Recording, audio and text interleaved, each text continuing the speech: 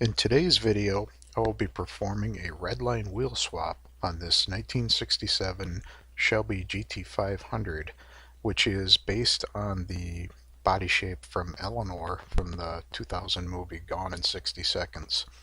This was originally released in 2008, but this is a 2019 mainline, but it has these yellow and white MC5 wheels, and I think red lines are much more appropriate for this style of car.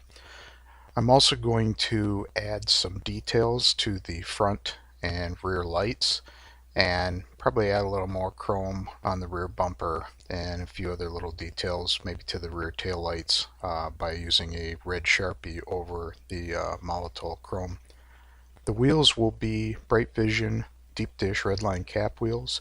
I'm using axles that were salvaged from, I believe, an old Sizzlers car. We'll start the process by drilling a small pilot hole in each of the posts.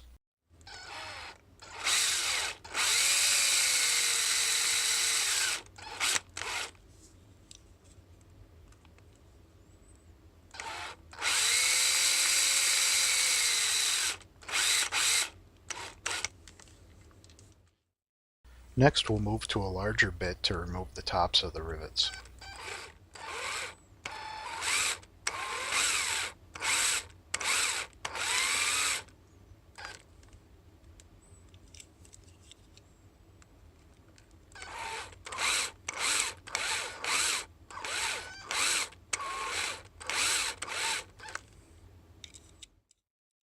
Now that we've removed the rivets, the next step is to remove the base from the car. This is a black plastic base. We'll just pull it up in the back, and we have to be careful with the front because molded into the base is the front running lights and grille. So these are just held in place with tabs, so we'll be able to pop those axles out easily. The car has a black plastic interior, and it also has a blue tinted windshield, very similar to the Hong Kong Redlines. So we have two posts that we need to drill out just a little bit further to prepare this car for tapping. Now we'll finish drilling out the posts for tapping.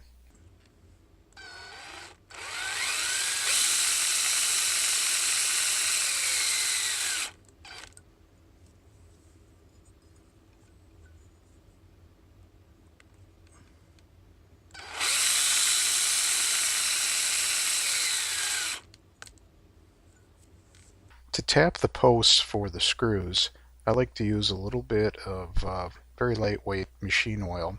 It helps the stainless steel screws to cut through the die-cast posts quite a bit easier. I don't use a tap when I do this. The screws are hard enough that they'll cut into the post without any problem. The only issue is because there's no flutes on the screws, you might get a little bit of gumming due to the chips that are cut from the threads, so you have to work the screw back and forth and periodically clean it as you go. Now we will take our tabs and bend them back a little bit to make it easier to remove the axles. Once all the tabs are pulled back, I just take the flat-headed screwdriver and pry up on the axle, and it pops right out of the base.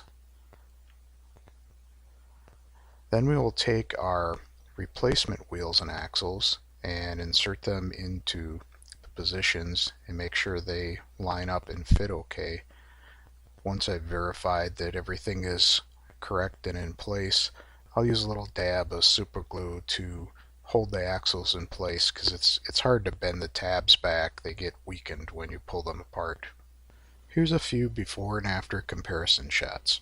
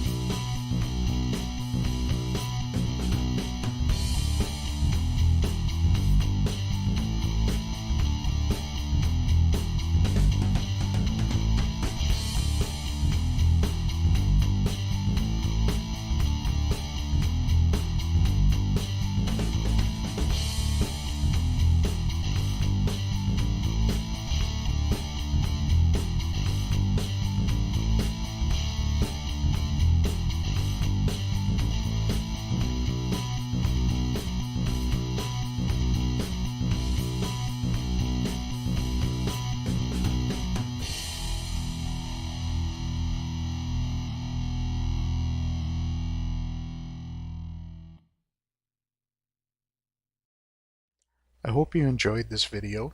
Please click like and subscribe, and as always, thanks for watching.